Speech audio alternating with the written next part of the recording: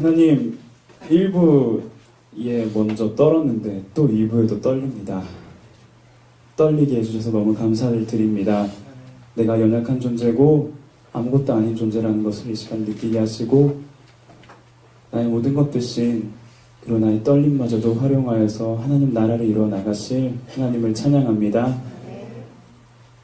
오늘 이 말씀을 함께 보고 느끼면서 말씀을 깨닫는 지혜를 우리 모두에게 허락해 주시고 그 말씀대로 살아갈 수 있는 지혜를 허락하여 주시옵소서. 진심으로 진심을 다하여 진리만을 선포하는 시간 되길 소망하오며 살아계신 예수님의 이름으로 간절히 기도하옵나이다. 아멘. 네, 떨리지 않습니까? 네, 사랑하는 고등부 친구들, 오늘 저희는 선악과에 대해서 말씀을 좀 나누고자 합니다. 여러분은 선악과 하면 어떤 생각이 가장 먼저 떠오르세요? 청소년 시절에 저는 선악과라고 하면 치즈가 올려져 있는 덫의 이미지가 연상이 됐었습니다. 굉장히 맛있는 치즈의 향과 또 그 맛으로 유혹하는데도 불구하고 그것으로 말미암아 공경에 빠뜨리는 덫과 같은 것이 선악과가 아닐까라는 생각을 했던 게 저의 청소년 시절에 불과 얼마 안 돼요. 한 2, 3년 전인 것 같은데 청소년 시절에 부정적인 이미지였죠. 선악과를 향한. 여러분은 너무 크게 웃지 마요. 여러분은 어떠한가요? 여러분은 선악과에 대해서 긍정적인 이미지를 갖고 계세요? 아니면 부정적인 이미지를 갖고 계신가요? 아마 대다수의 친구들은 긍정적인 이미지보다는 부정적인 이미지를 갖고 있을 것입니다. 왜냐하면 우리가 성경에서 본 것처럼 인류의 대표라고 하는 아담이 이 선악과를 먹는 바람에 죄를 범했다면서 에덴에서 쫓겨나게 되고요. 그 자손들은 대대로 그 죄로 말미암은 영향력 아래 놓여져 있고 결국엔 죽는다. 죽음이 우리에게 왔다라는 것이 우리 눈에 보였기 때문입니다. 그런데 그 영향이 아담에게만 미쳐졌던 것이 아니었죠. 그 열매를 먹은 게 뭐길래 고작 그것 때문에 우리는 입시라고 하는 서로를 물고 뜯는 경쟁의 굴레 가운데서 하루하루를 살아가며 한 등급이라도 조금 더 올려보려고 이렇게 아름답게 벚꽃이 피어있는데 벚꽃은 무슨 고등에게 벚꽃의 꽃말은 중간고사라면서요.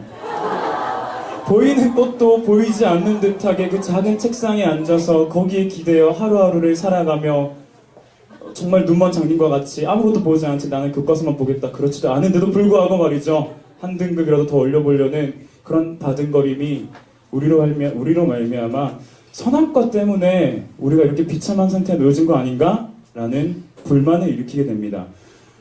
그리고 거울만 보면 한숨이 나오죠. 눈은 하나님이 빗다가 잘못 끄으셨나 이렇게 쭉 찢어져 있고 입술은 뭐 진짜 닭똥집을 붙여놨나 네, 굉장히 두꺼워요 제 입술이. 뿐만 아니라 여러분들은 제가 정장을 입고 있어서 잘 모르시겠지만 점점 차오르는 살은 저의 튜브를 만들고 있고 그 어디에 뛰어들어도 물에 뛰어들어도 죽지 않을 만큼 떠올 수 있는 이러한 물만 먹어도 살이 찐다고 표현할 수밖에 없는 나의 이런 외적 상태를 평가하는 것, 우리를 이렇게 불행한 상태로 만든 것은 선악과 때문이 아닌가라고 탓하고 있지는 않냐라는 거죠. 마치 선악을 알게 하는 나무가 언니 저 마음에 안 들죠?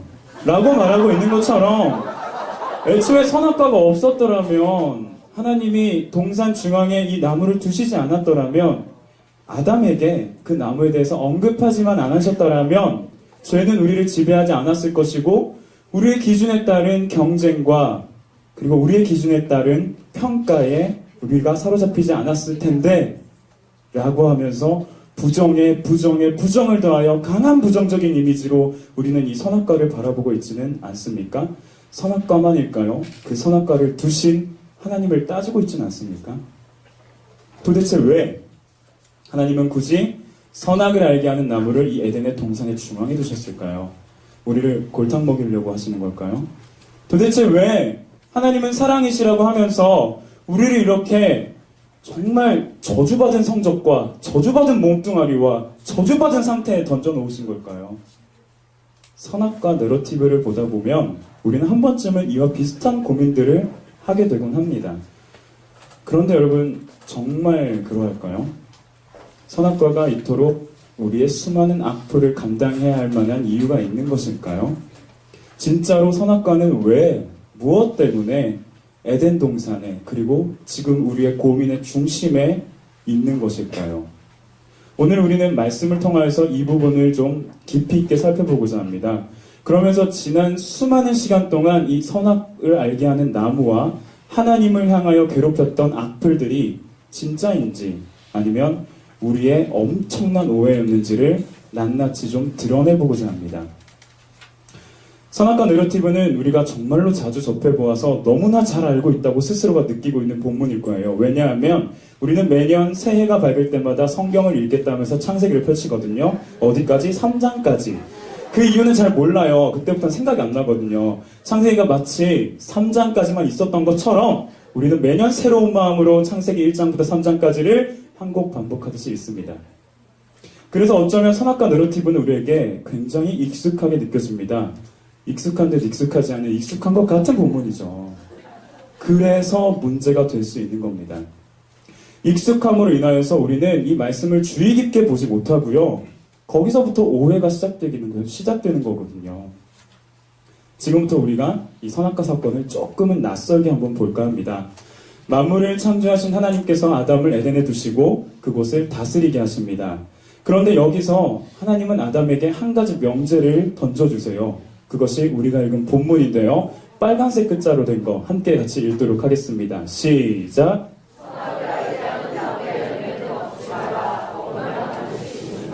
선악을 알게 하는 다음에 열매를 먹지 마라. 먹으면 반드시 죽는다. 그 명제를 하나님께서는 아담에게 허락하십니다. 그러고 나서 하나님께서는 아담이 홀로 있는 것을 안타까워 여기시면서 하와라고 하는 아내를 허락하시죠. 아담과 하와는 동산에 거니시는 하나님과 함께 교제하면서 살아갑니다. 물론 아담이 하와에게 명확하게 이야기했을 거예요. 하와야, 우리 하나님이 동산의 모든 나무의 열매를 네 마음대로 먹어도 된다 하는데 선악을 알게 하는 나무의 열매를 먹으면 네 훅 간다더라. 네 없으면 못 사니까 먹지 마라. 알았나? 이처럼 아주 투박하고, 이거 1부 때인데 남학생이 정말 싫었다고 하더라고요. 이처럼 아주 투박하고 강력한 경고의 메시지를 아담으로부터 들은 하와에게로 하나의 존재가 끼어들어갑니다. 창세기 3장 1절 말씀인데요. 앞에 본문의 화면에 나와 있죠. 우리 모두가 함께 한 목소리로 같이 읽도록 하겠습니다. 시작!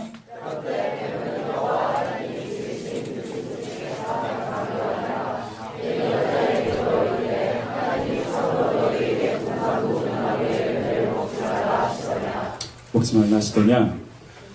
바로 간교한 짐승 뱀이 아담과 하와 사이에 끼어들게 되는데요.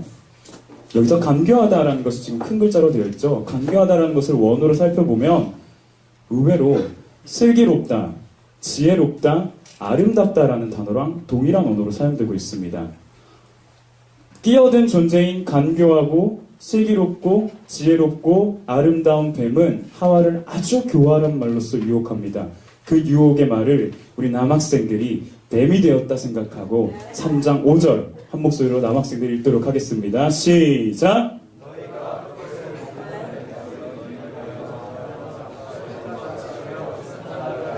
네, 아멘.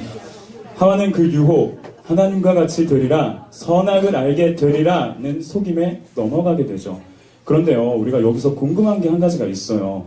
대체 이 유혹하는 뱀은 어디서부터 나왔냐라는 것이 우리에게 질문이 될 수밖에 없어요. 왜냐하면 하나님이 뱀을 만드셨는데 그러면 하나님이 악을 만드신 분이냐라는 질문으로 우리는 늘 고민하기 마련이거든요. 성경은 이 뱀의 모습으로 가장하고 있는 사단의 존재에 대해서 이야기합니다. 시간 관계상 우리가 많은 부분을 다룰 수는 없겠지만 명확하게 성경이 이야기하기를 하나님을 찬양하는 천사 중에 가장 아름다운 천사장이었던 루시퍼가 하나님께 올려드려야 할 영광을 자신이 취하려 하다가, 다시 말해서 하나님과 같이 되려 하다가 타락하여 사단이 되었다라고 이야기를 하는 것이죠. 거기까지입니다. 악의 근원이 무엇이냐, 천사가 어떻게 타락할 수 있게 되었느냐는 성경이 그 부분을 이야기하지 않습니다. 지금 하나님의 시선은 그곳에 있지 않거든요.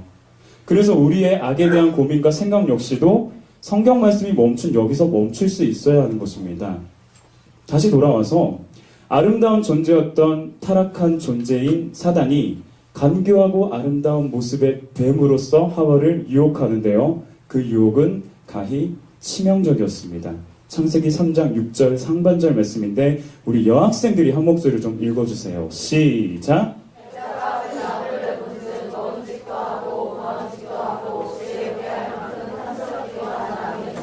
유혹된 하와에게 선악과는 먹음직도 하고 보암직도 하고 지혜롭게 할 만큼 탐스럽기도 했습니다. 그녀에게는 하나님과 같이 된다는 것이 선과 악을 구분한다는 것이 굉장한 매력으로 다가왔던 것이죠. 그 옛날 루시퍼가 그랬던 것처럼 아직 하와는 선악과를 먹진 않았지만 언제든 유혹에 넘어갈 수 있는 상태였습니다. 어거스틴이라고 하는 유명한 기독교 스승은 이러한 상태를 able to sin이라고 이야기를 합니다. 죄를 범할 가능성이 있는 상태라는 거죠. 그런데 말입니다. 이 뱀의 유혹을 잘 살펴보면 우리는 조금 이해되지 않는 부분이 있어요. 선악과를 먹으면 선악을 알게 된다는 것, 그게 왜 문제가 되지? 라는 질문이죠. 제가 일주일 동안 우리 디모델 훈련을 듣는 친구들과 찬양팀 친구들에게 이 부분에 대해서 한번 물어봤어요. 너네 선악과 하면 무슨 생각이 드니? 굉장히 많은 친구들이 이 고민을 가지고 있더라고요. 전사님, 우리는 왜 선과 악을 알면 안 되나요? 선과 악을 알면 안 되는 존재인가요? 라는 질문이죠. 한번 이 부분에 대해서 알아봅시다. 이걸 해결하기 위해서는 선과 악이 무엇인지에 대한 정확한 정의를 먼저 확실한 정의를 내릴 필요가 있을 것 같아요. 성경에서 말하는 선은요, 하나님이 보시기에 좋은 것을 말합니다. 그런데 하나님이 보시기에 좋은 것을 말하는데요, 이것은 태초에 하나님이 만물을 창조하시면서 그토록 외치신 보시기에 좋았더라, 보시기에 좋았더라, 보시기에 심히 좋았더라 하는 그 좋았더라, 그 단어가 토브라는 단어고요. 그 단어는 선, 굿, 좋다라는 의미를 가지고 있어요. 다시 말해서 하나님이 보시기에 좋은 것이 선이고 반대로 하나님이 보시기에 좋지 않은 모습, 상태가 악이 된다는 것이죠. 하나님을 기쁘시게 하지 못하게 하는 것이 악이라고 할 수 있는 것입니다. 그런데 여러분, 그렇다면 우리 인간의 지음받은 목적이 무엇인가라고 얘기했을 때 우리는 온전히 하나님만을 영광 돌리며 하나님만을 찬양 드려야 하는 존재라고 성경에 나와 있고요. 신앙 고백서에도 나와 있습니다. 그런데 그러한 목적을 가진 존재, 하나님만을 찬양하고 하나님만을 높여야 한다는 존재가 하나님을 기쁘시게 하지 못하는 상태를 알게 되었다. 그것으로부터 인간의 지음받은 본질 자체가 훼손되는 겁니다. 변질이라고 얘기를 하죠. 뿐만 아닙니다. 선과 악의 기준이 하나님에게서 우리 스스로에게로 바뀌어져 버리는 것. 하나님이 보시기에 좋은 것이 선이고요. 그렇지 않은 것이 악이어야 하는데 우리 스스로가 판단하는 기준이자 주체가 됨으로써 하나님의 뜻과 생각이 우선이 아니라 우리의 뜻과 생각이 우선되어져 버리는 문제를 낳고 있는 겁니다. 사랑하는 성림고등부 친구들, 우리는 선과 악을 알아야 하는 존재가 아닙니다. 우리는 선악의 기준이신 하나님을 알아야 하는 존재입니다. 믿으십니까? 우리는 살아계신 하나님의 뜻과 생각에 우리의 하나님의 그 선을 행하고 악을 멀리해야 하는 그러한 존재지 우리가 선악을 알기 위해서 애쓰는 존재가 되어서는 안 된다라는 것입니다. 그런데 최초의 인류는 선악을 아는 것, 하나님을 아는 것을, 하나님과 같이 되는 것을 택했습니다. 하나님이 제시하신 그 명제, 선악을 알게 하는 나무의 열매를 먹지 마라, 먹으면 죽는다라는 그 명제를 불순종하고서 그들은 결국 에덴에서 쫓겨나죠. 그 이후로 모든 인류에게, 가인으로부터 계속 모든 인류들에게 not able not to sin, 죄를 안 지을 수 없는 상태로 빠뜨리게 만든 것입니다. 지금 우리에게까지도 말이죠. 여기서요, 여러분, 만약에 우리가 아담이고 우리가 하와였더라면 어떤 결과가 나왔을까 생각해 본 적 있으세요?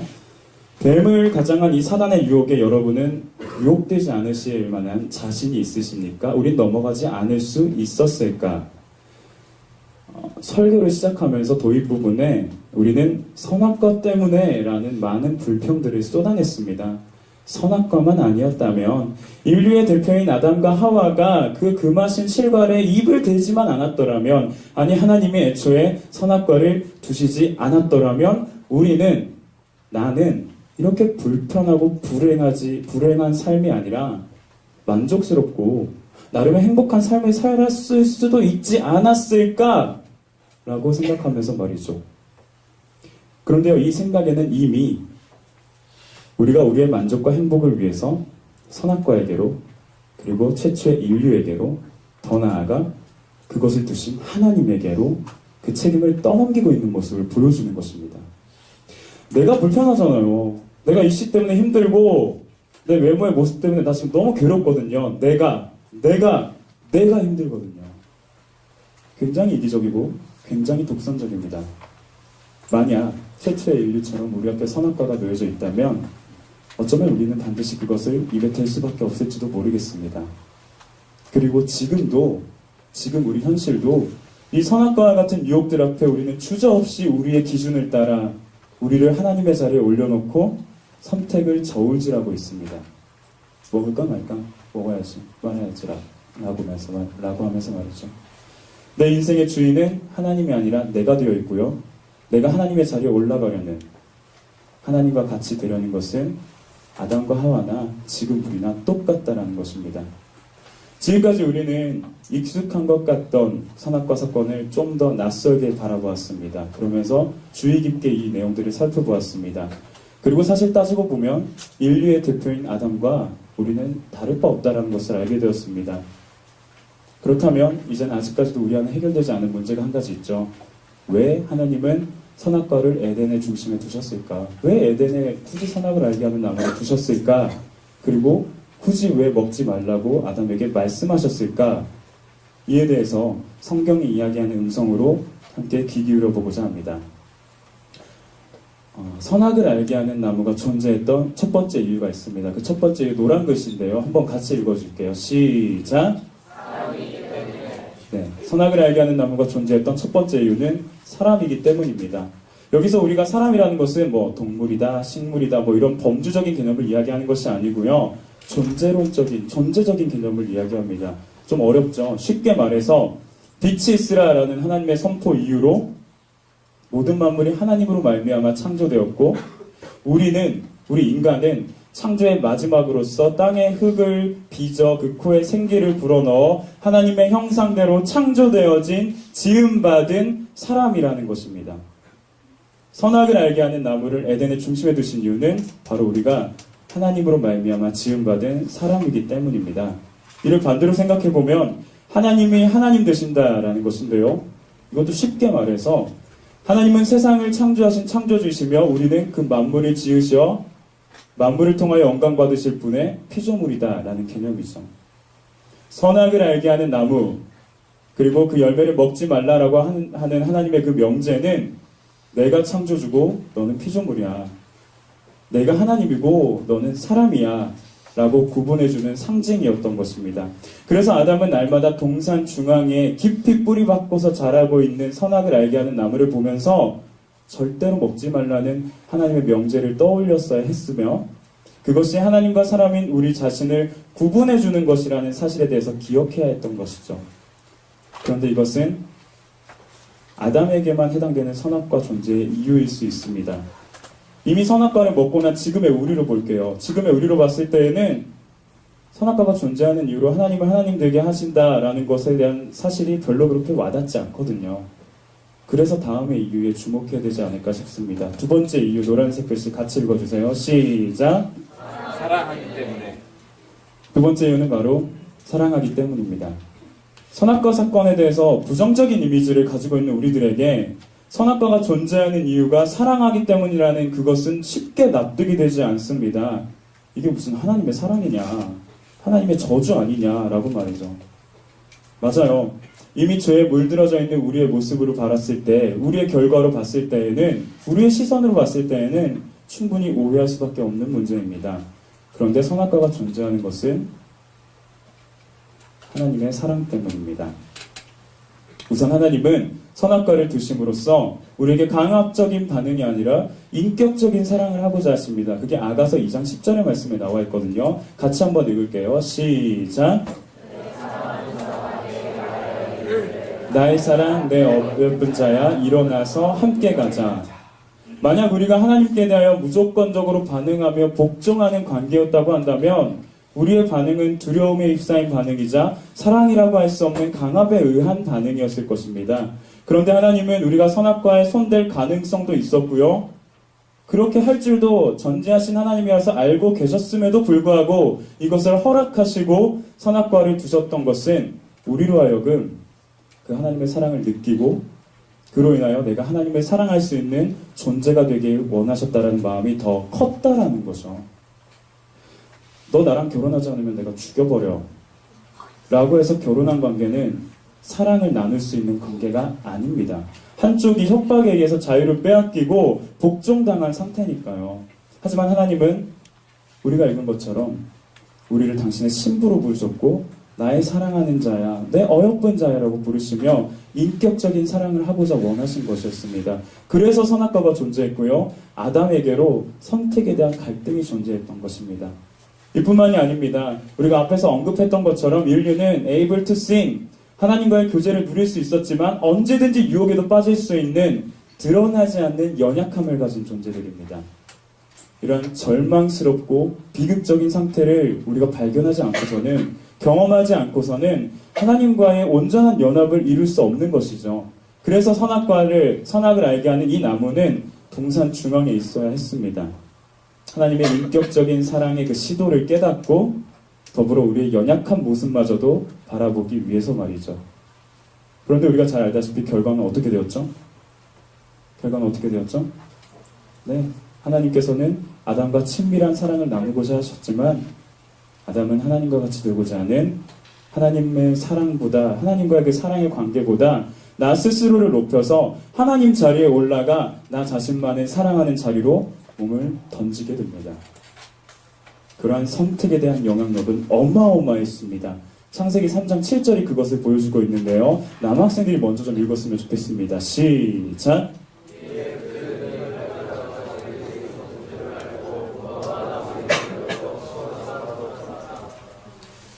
먼저는 그들의 눈이 밝아져서 벗은 줄을 깨닫고 무화과 나뭇잎을 엮어 자신들의 수치심을 가리고자 했습니다.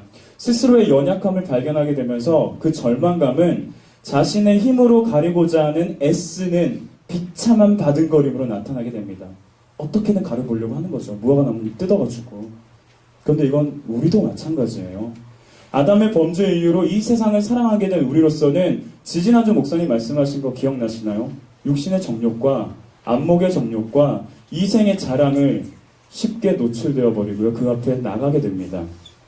그 가운데서 우리는 그로 말미암아 우리의 부끄러움과 수치심을 가려보고자 보다 높은 성적으로, 보다 높은 외모로, 보다 아름다운 능력과 권력으로서 심지어는 종교적인 행위들까지도 우리의 비참한 바둥거림으로 나타납니다. 내가 이거 좀 하면 되겠지.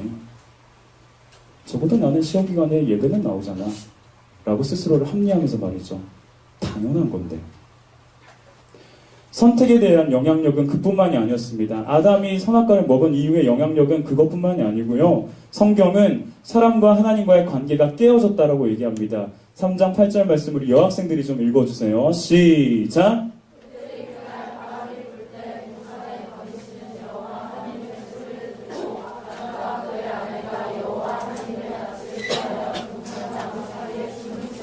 네. 하나님과 교제를 누리고 하나님과 만남이 있었던 사람이라는 존재가 동산에 거니신 하나님의 소리를 듣자마자 그 하나님의 낯을 피하여 숨어버립니다. 여기서 동산에 거니시는 소리는 usually라고 표현돼요. 언제 그랬듯, 항상 그랬듯 하나님께서 나타나셨는데 그 소리를 듣자마자 사람은 낯을 피하여 꽁무니를 뺀다라는 거죠. 하나님을 바라봐야 하는 그 시선이 나 자신에게로 비춰지면서 낮춰지면서 자신을 만족해하는 새로운 관계, 나를 가치 있어 보이게 하는, 보이도록 만드는 관계, 이 세상의 것을 사랑하는 관계로 맺어지게 되는 것입니다. 이쯤 되면은 우리는 막장 불륜 드라마를 한 편 본 찜찜한 기분으로 한숨을 내쉬며 성경을 덮어야 될지도 모르겠습니다. 그런데 우리 하나님은 반전에 능한 분이셨어요. 앞서 살펴보았듯이 하나님은 당신의 낯을 피하여 숨어버린 아담에게로 친히 찾아가시고 그를 부르십니다. 함께 3장 9절 말씀 읽겠습니다. 시작! 여호와 하나님이 아담을 부르시며 이르시되 내가 어디 있느냐? 죄가 들어와 부정하게 된 사람은 거룩하신 하나님과 교제를 이룰 수 없어서 숨고 피하였는데 하나님은 오히려 그런 부정한 우리에게로 친히 찾아가 주시는 것입니다. 이와 같이 하나님은 우리의 지금의 범죄한 가운데서도 함께 하십니다. 물론 죄를 기뻐하시고 죄와 함께 하신다는 의미가 아닙니다. 하나님은 죄와 함께 할 수 없는 죄를 싫어하시는 분이시지만 죄를 범하는 우리를 끔찍히도 사랑하시는 분이시기에 치근한 눈빛으로 바라보시며 우리에게 다가와서 돌아오라고 부르시고 계십니다. 요엘서 2장 1절 말씀, 12절 말씀에 이걸 너무나 명확하게 표현하고 있는데요. 들어보세요. 여호와의 말씀에 너희는 이제라도 금식하며 울며 애통하며 마음을 다하여 내게로 돌아오라. 아멘. 뿐만 아니라 범죄한 아담에게로 친히 찾아가신 하나님은 또 하나의 반전을 보여주십니다. 메말라 버리는 무화과 나뭇잎으로 부끄러움을 가라부르고 했던 그 사람의 비참한 바둥거림은 하나님을 그 앞에서 한 가지 결단을 행하세요. 열매를 먹으면 반드시 죽는다라고 하셨죠. 그런데 그 죽음은 아담에게 먼저 나타나지 않습니다. 오히려 하나님께서 친히 당신이 지으신 이름 모를 동물을 자신의 손으로 죽이시면서 나타납니다. 그리하여 아담과 하와에게 입혀진 것이 메마르지 않는 가죽옷입니다. 사랑하는 성린고등부 친구들, 이 놀라운 가죽옷의 은혜는 아담에게서만 멈춰진 것이 아니었습니다. 보라, 세상 죄를 지고 가는 어린 양이로다. 세례 요한이 자신에게로 다가오는 예수님을 향하여 외친 외침이에요. 선악을 알게 하는 나무로 말미암아서 세상에 들어온 죄를 친히 지고 가신 어린 양 되신 예수 그리스도, 그분이 십자가라는 나무에 달려 죽으심으로 말미암아 우리에게로 어린 양의 가죽옷이 입혀졌으며, 믿으십니까? 그분이 다시 살아나심으로 말미암아서 아담의 범죄 이후로 금하여졌던 동산 중앙에 생명나무로 들어갈 수 있는 특권을 우리에게 허락하십니다. 믿으십니까? 선악을 알게 하는 나무의 진정한 의미는 예수 그리스도가 달린 십자가 나무를 통과할 때야만 우리를 향하신 하나님의 사랑으로 깨닫게 되어지는 것입니다. 믿으십니까? 오늘 우리는 조금은 까다로운 그러나 명확하게 밝혀야 할 선악과 사건을 함께 살펴보았습니다. 끝으로 우리 함께 하나의 토막글과 그림을 보면서 말씀의 결론을 맺고자 합니다. 사실은 난 믿지 못했었죠. 내가 당신의 사랑인지. 사실은 난 알지 못했었습니다. 내가 당신의 기쁨이 될지도. 지금도 늦지 않았을까? 나를 향해 마음을 열어주실까? 두렵고 떨리는 내 마음을 안고서 발걸음 너무나 무겁게 당신을 향해 가고 있습니다. 그런데 저 멀리서 설렘이 가득한 당신의 마음이 지금 나에게로 오는 것이 느껴집니다. 나 역시도 그 설레는 마음으로써 당신에게로 달려가 나의 지친 몸을 내려놓고 당신의 품에 안기길 원합니다. 렘브란트라는 화가의 탕자의 귀환이라는 그림입니다. 여기서 우리가 주목해야 할 장면은 아버지와 작은 아들의 포옹 장면이죠. 작은 아들은 죽어 마땅한 비참한 그 상황을 겪으면서 아버지가 계신 곳, 아버지의 품을 굉장히 그리워하고 갈망한 것을 알 수 있어요. 그렇게 돌아온 아버지 품에 안겨있는 작은 아들의 뒷모습, 그리고 그 아들을 품으시면서 안도하고 계시는 아버지의 표정.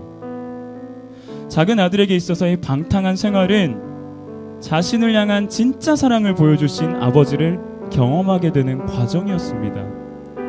돌아온 아들은 아버지의 사랑을 알게 되고 그 사랑에 힘입어서 아버지를 전심을 다해 사랑할 수밖에 없습니다. 왜냐하면 그는 그 이후로 그 사랑의 빚진 자가 되었기 때문이죠.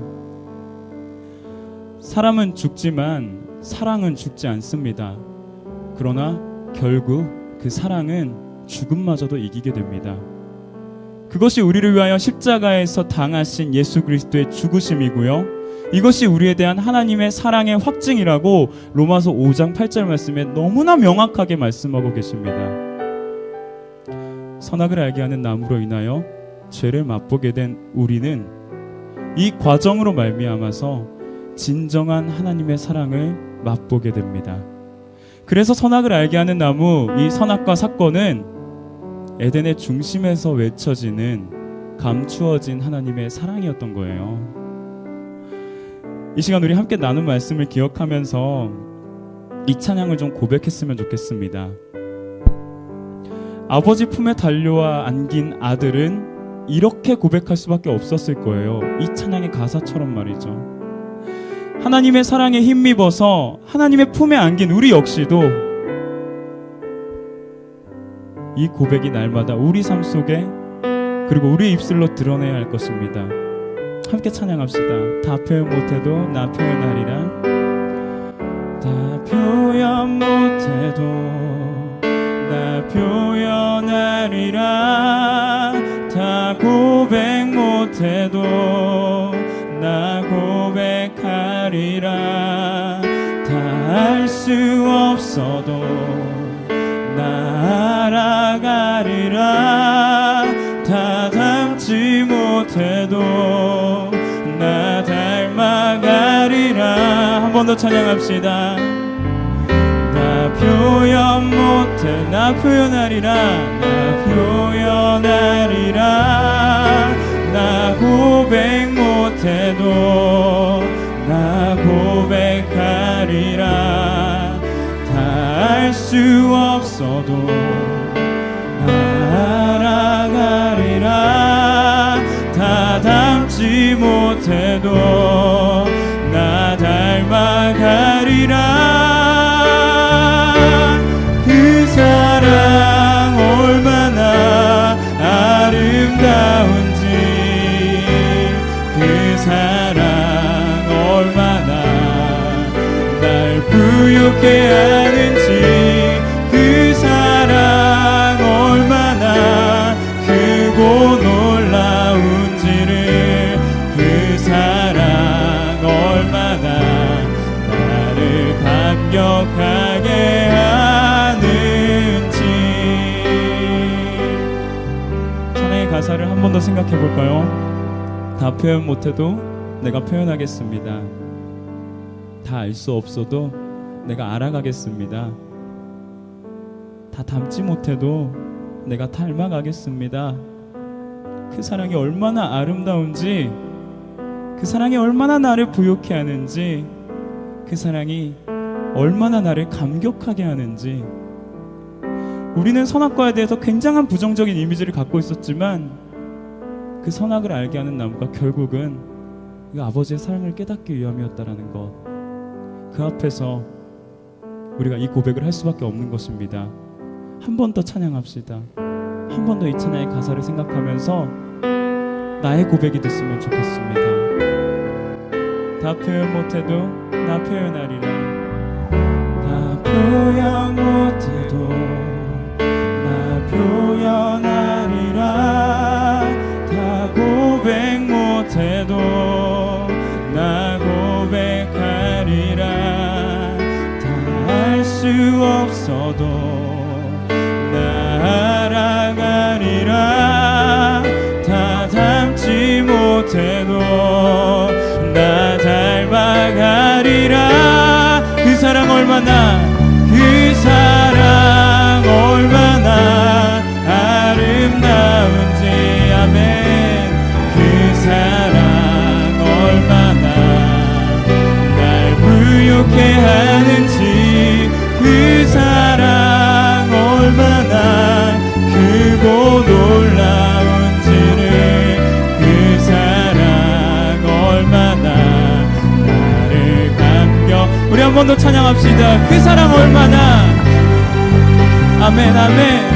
그 사랑 얼마나 아름다. 아멘.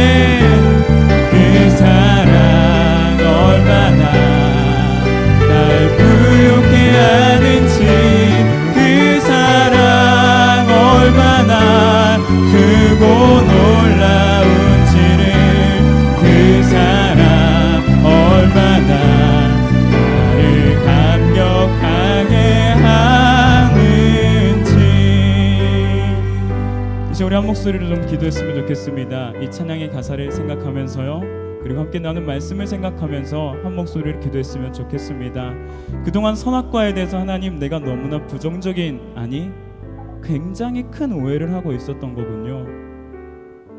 나는 그것이 저주라고 생각했고, 나는 그것이 우리를 골탕 먹이는 것이 아닌가라는 의심까지도 했었는데, 나를 신부로 부르시며 나의 사랑하는 자야, 내 어여쁜 자야, 나와 함께 사랑을 나누자라고 고백하시는 그 하나님의 프로포즈였다는 것을, 그걸 우리가 거부하자 또 다른 프로포즈인 예수 그리스도의 십자가를 우리에게 허락해 주셨다는 것을 우리가 이 시간 감격할 수밖에 없습니다. 하나님, 탕자가 돌아와서 아버지 품에 안기어서 아버지의 그 진짜 사랑을 깨닫게 된 것처럼, 죄악 많은 이 땅 가운데 예수님 다시 오시기 전까지 완전히 회복되지 못하는 이 땅 가운데 살아가는 우리로서도 우리 날마다 무너지고 연약한 그 모습, 내가 그 가운데 절망한 것으로 끝나는 것이 아니라, 무화과 나뭇잎으로 내 몸을 계속 치덕치덕 바르면서 바등거리는 것이 아니라, 하나님 도와주세요. 하나님 살려주세요. 하나님의 사랑이 너무 필요합니다. 그 사랑 아니고서는 내가 버틸 수 없습니다. 그렇게 고백하며 날마다 가죽옷을 지어 입히시는 그 하나님의 손길을 바라보는 우리가 되게 하여 주시옵소서. 이제 우리 한 목소리를 같이 말씀을 생각하며 기도하며 나아가길 원합니다. 함께 기도하겠습니다. 살아계신 하나님 아버지,